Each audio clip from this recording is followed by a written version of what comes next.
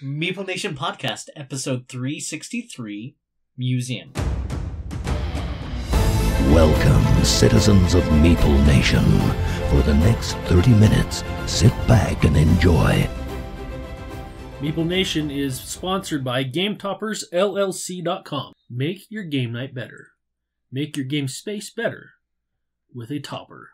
A game topper. You can pick tons of different sizes, different mats. They've got a new Kickstarter that'll be coming out soon. They've got a new mat design that's just absolutely beautiful. So when that launches, we'll let you know. Go onto the website, GameToppersLLC.com. Check out what they've got. You won't be disappointed. I agree. We are your hosts of Meeple Nation. I'm Nathan Howard. I am Dave Holliday. I'm Logan Howard. And I am Andy Holliday. This week, we are discussing Museum. As we've been talking the last couple of weeks about trading games, this is the game that we chose to focus on. It's a good one. Museum is set during the golden age of the museum, when the exploration of faraway lands and the subsequent repatriation of historical relics has become commonplace. Public demand for displays of exotic artifacts is at a fever pitch as patrons flock to see the forgotten wonders of the world. In this time of discovery, you'll be playing as the curator of one of the world's great museums, tasked with putting together a collection of artifacts, the likes of which history has never seen. You explore the 4 continents and bring back relics to display in your museum. Each object will earn you points, and additionally, at the end of the game, you'll score more based on the size of your different collections. The player with the most points at the end of the game wins. But beware, the world will keep turning as you play, and you'll have to contend with various historical events, as well as facing the scrutinizing gaze of public opinion.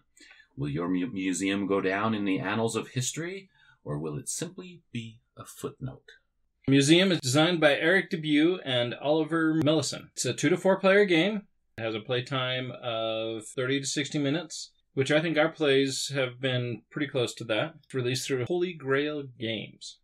In Museum, you each have a player mat that you unfold, and it has a floor plan of the museum. The artifacts that you'll be placing in your museum, they're cards. There's several stacks of cards. Each stack represents artifacts that come from a single continent. So there are 4 continents. On your turn, you can choose to take artifacts from.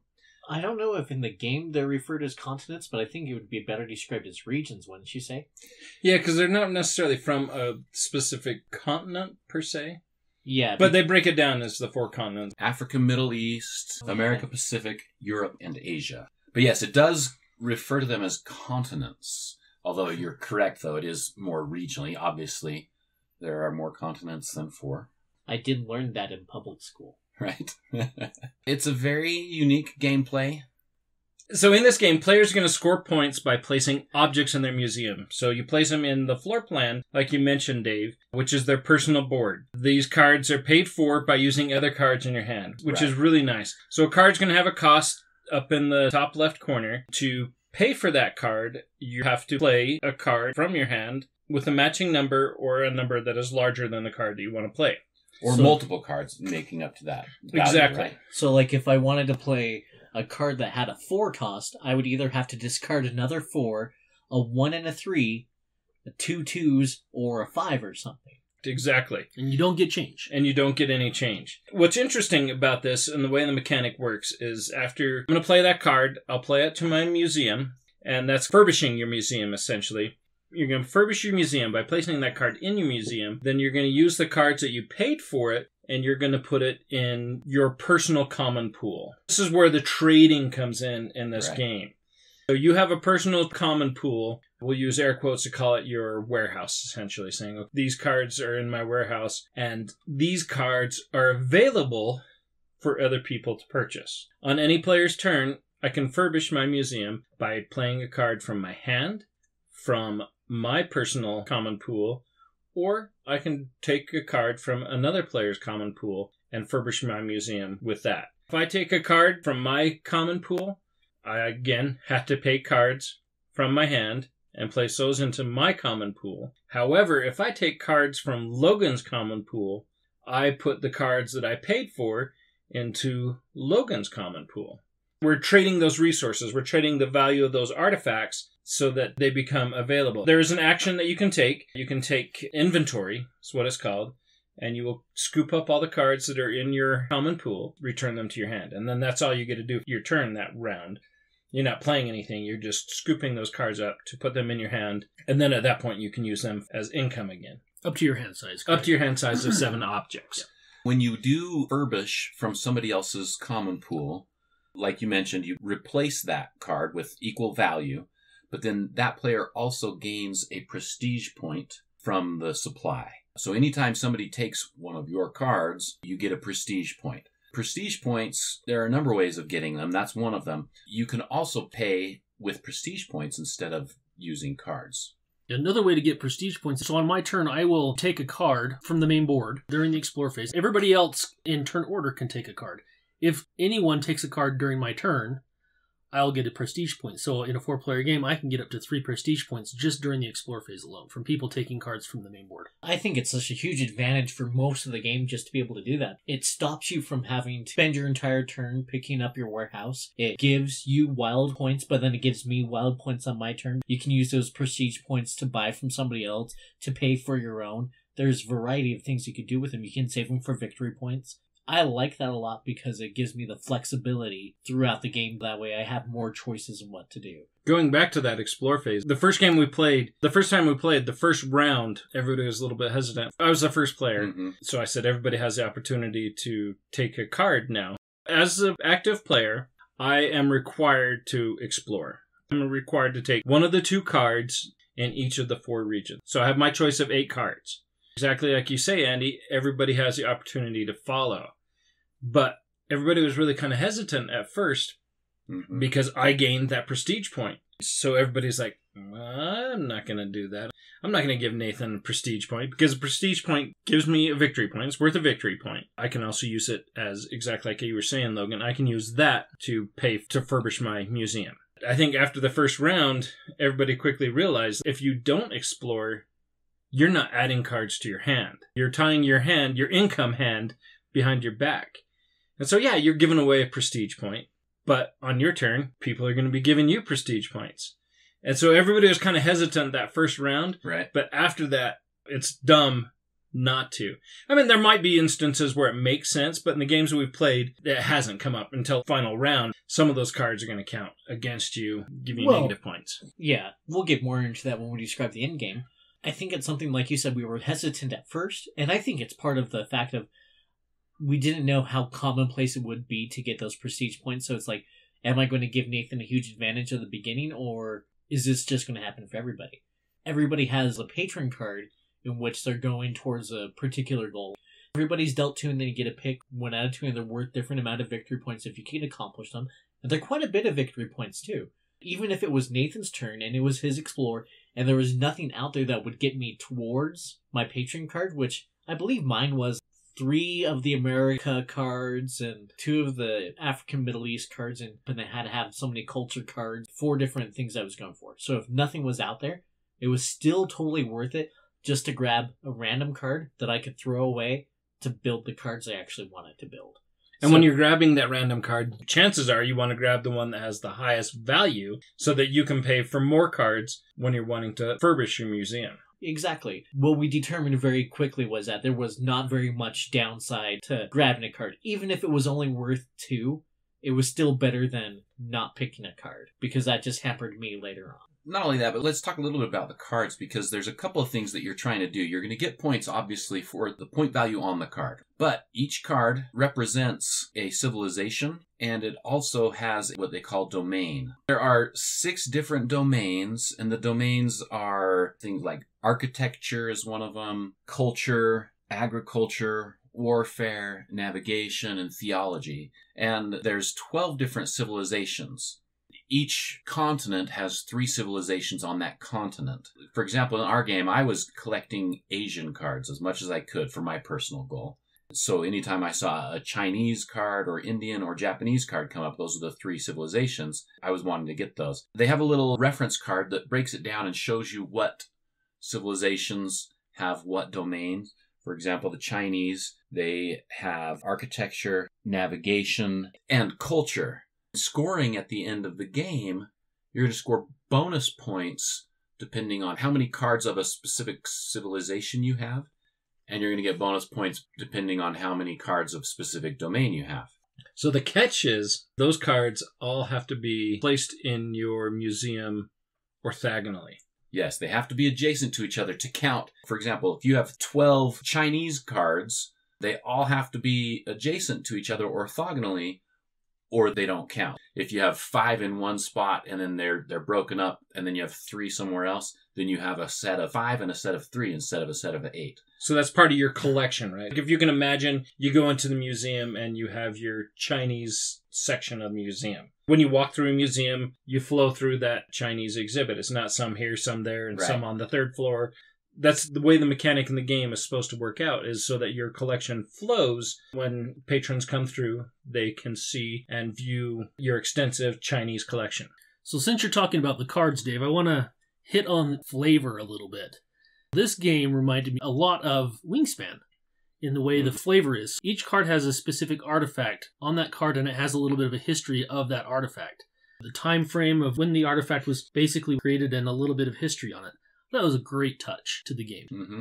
I felt the same way, and I felt like just thematically overall, it's one of those games where they really did a pretty good job of making the theme fit all the different little pieces, all the different little things. Something popped into my head. I got my wife to play Wingspan a while back. I was telling her about this, that you could find that information in Wingspan. Sorry to diverge drastically, but she had a predator bird. This predator bird, it looks for birds that are smaller than itself that it can eat. So one of her predator birds ate this other bird, and it was kind of funny. Her reaction is like, "Oh, that's cute." I was like, "Cute, huh?"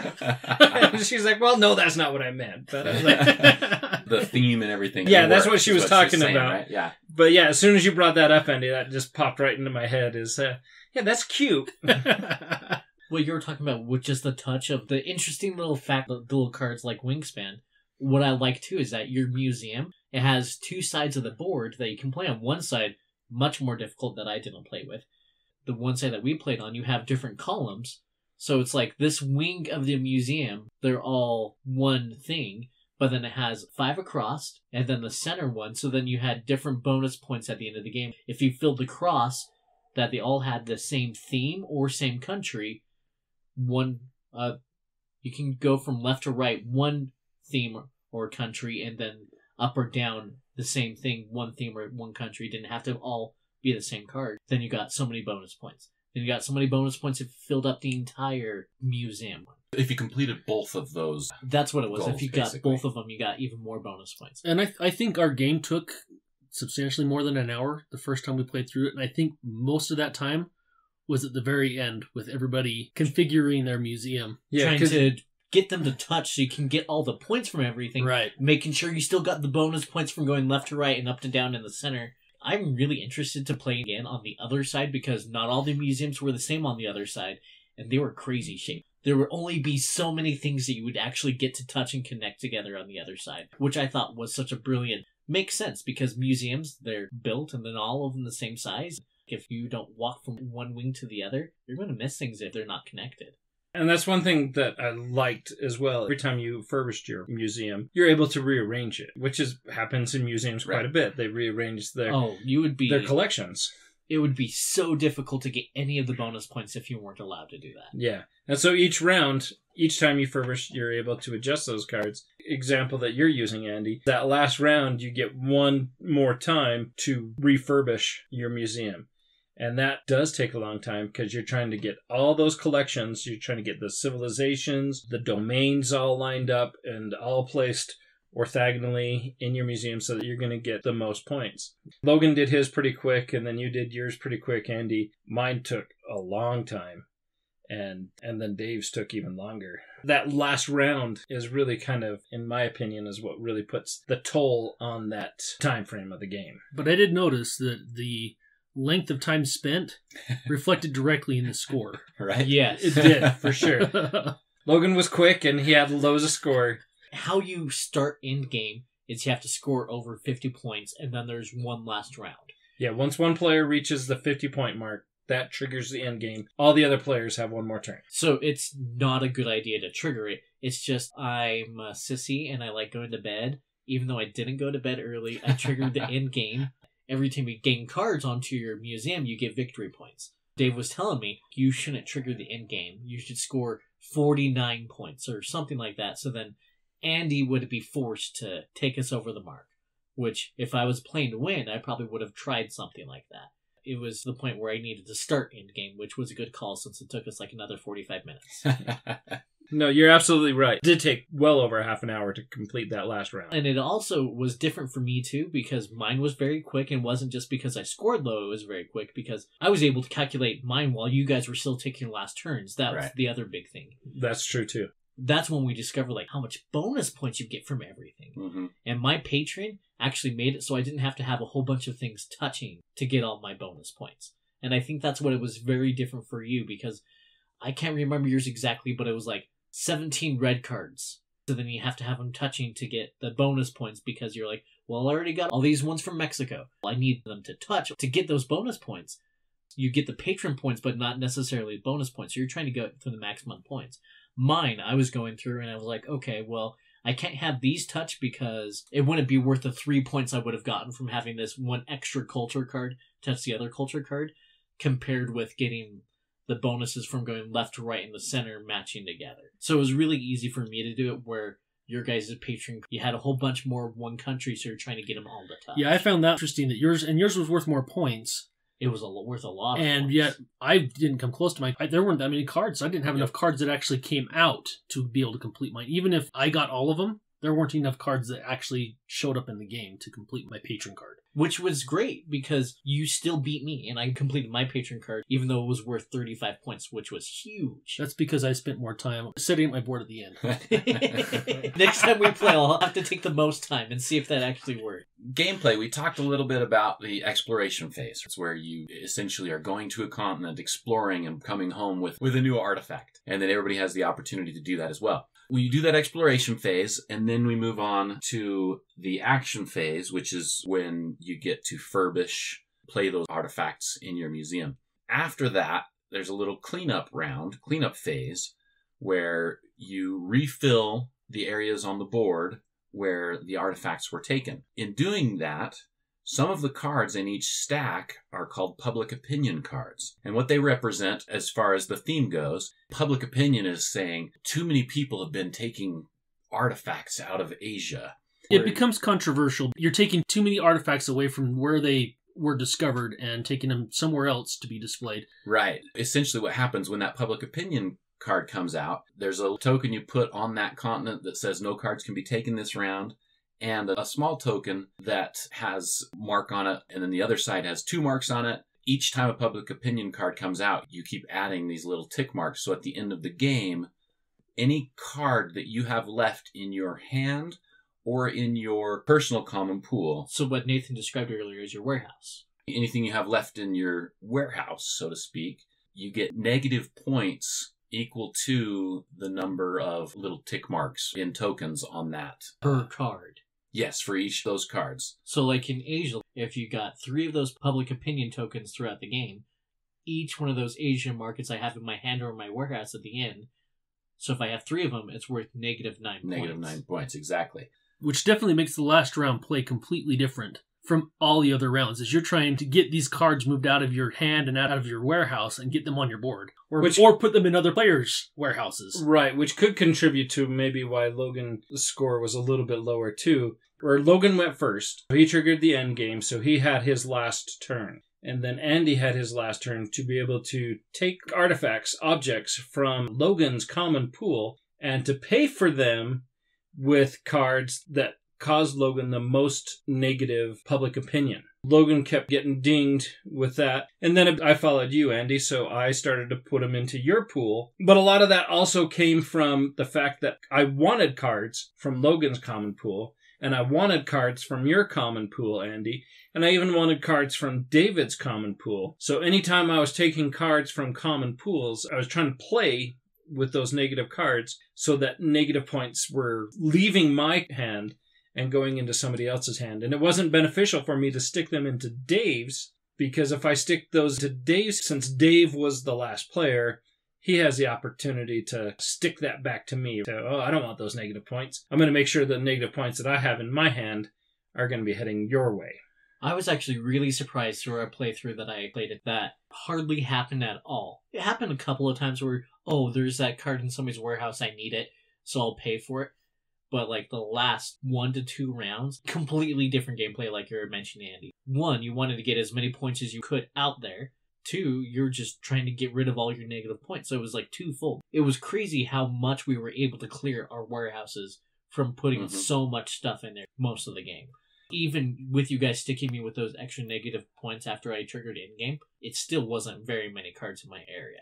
Totally. And I think that really came down to what Nathan was talking about. The other thing that we're trying to do that changed gameplay at the last round is I'm trying to get as many of these China cards, or I'm trying to get as many of these architecture cards as I can. If you've got those, I'm taking them. It worked out because Nate was working on collecting different domains than I was, so the stuff that he was putting into your pool, I was taking. But the other thing that I thought was really unique that we didn't really realize the impact that it had until we were basically finishing the game was how you pay for those cards in somebody else's common pool. Nathan, as you were describing what you were doing that last round, you ended up doing several of them in mine with cards, and then you were out of cards to pay for stuff, and so you were using all of your prestige points to pay for Logan's. I made a mental note to myself, in future plays, this is a game where probably want to split that up. I'll do some cards on Logan and some prestige points on Logan. Otherwise, giving Logan points at that point. But I wasn't in competition with Logan. I knew that I was in competition. Absolutely, with you. and that's absolutely a factor that you're thinking about. That's true. I was giving nonstop resources to Logan the whole game. That's true. Man. Because I wasn't in competition with him. So as you're going up the point track, you hit certain spots on the track, and that's going to give you favor cards. Favor cards, you can play one favor card every round. That's one thing I wish I would have done, because I had a lot of favor cards at my hand at the end of the game that I'm like, oh, I should have played this. Now I want to play out like 3 at once. But they can be huge. Yeah. Throughout the game. One other type of card we didn't talk about, which we didn't really use a lot when we did our playthrough, and those are the expert cards. I had one expert. I had 2 one. expert? You had one? I had one, but at the end of the game, it didn't provide me anything. My patron card required that I had my civilization at a certain threshold. My expert added to that threshold, but when it got to a certain point, I couldn't gain any more points out of it. Bought the expert early on to try to help boost that patron. Towards the end, it was unnecessary. I take it back. I didn't have one. I bought one And changed first or second turn, but then Nate read the rules. Sitting right here. And we realized that we were doing it wrong, and so I realized that that expert was not what I thought it was. So 2 turns later, you put it back. Mm-hmm. Was it that each round they got replenished or swapped out? No, each time it got to the start player, the rightmost expert is removed from the game. The others shift over, and the new one is... And that was one thing that, I forgot to keep up on maintenance. It was something because they stayed there. We only bought a couple of them. And then experts that were out, they didn't really help me. So I can't remember how many times we did that. It wasn't a bunch. I don't think we would have gone through the whole stack. No, we wouldn't have gone through the whole stack. But seeing extras instead of just looking at the same 3 all in the game. Yeah, it definitely would have been more tempting to purchase one of the experts, for sure. Next time you read the rules, Dave. He is, for another game. Also, each time it comes to that start player's turn, there's the round end. We advance the experts, replace an expert. There's also headline cards that come out. The headline cards come out, and it's events that are happening around the world. Asia at War, for example, is one of them. And for this round, and this round consists of, until it comes back to the start player's turn, in this example, there's no object card available in Asia. In a 4-player game, you're going to go that whole round with no Asia cards being available. Choices are limited. That might affect the civilization or the domain that you're trying to collect. All of that is going to pass up so that those headlines really can affect the round. And I really like how that they're based on historical events. And so it affects the game. It affects what's available. It affects the museum. It affects all the players. Just another little element, kind of like the public opinion, just has that lasting effect. Like we were talking about earlier with the theme, I really feel like... In fact, I was skeptical at first about the theme and that it was all going to fit and it was all going to play together nicely. I really felt like it did. Going along with the theme, I like how they scaled the cards so they have the value from 1 to 5. You look at the artifacts, and the 5 value cards are really pretty impressive artifacts that have been found, versus the stone anchor that's a 1 value. Okay, yeah, it's cool, it's a stone anchor, but it's not super impressive, whereas a 5 value would be something to be far more impressive. And one thing we didn't talk about, when you play a 5 value card, you get a prestige point. Every single time you place a 5 value, one of those really awesome artifacts in your museum, you're gaining prestige. Which helps a lot because ideally you're not throwing away level 5 cards to build that level 5. You're sacrificing at least 2 cards for it, so you're getting a little something back. So beneficial. Hopefully that gives you a pretty good feel of Museum. I really enjoyed the game. I'm looking forward to multiple plays of it. I found it simple to learn. Keep up on the maintenance of turns, managing your hand, and managing when you scoop up your inventory, which can also be really big, in my opinion. Overall, I really liked how the theme of the game wrapped into the mechanics. The theme was rock solid. Very much enjoyed the game, and I recommend it. I agree totally. I thought it was great. It's one that I am super excited to borrow and take home to play with Adrian. I love this game. I thought it was great. I think the little touches that they put on the cards, like Andy was talking about, so fantastic. It's like Wingspan, where it doesn't affect anything about the game, because if you really wanted to, you could just be looking at colors and symbols. But I love the little touches that they put into the game that made it fantastic. Yeah, I would have to agree with Logan on that. The attention to detail, the history you have on the cards, entertaining to play for not just the gameplay. If you are interested in the history of each of those artifacts, it's very cool. The theme is, like you guys were saying, solid. Gameplay, I loved it. Overall, great game. I would play it anytime. And that's our take on Museum. Until next time, we'll see you deep in the archives, finding those amazing artworks.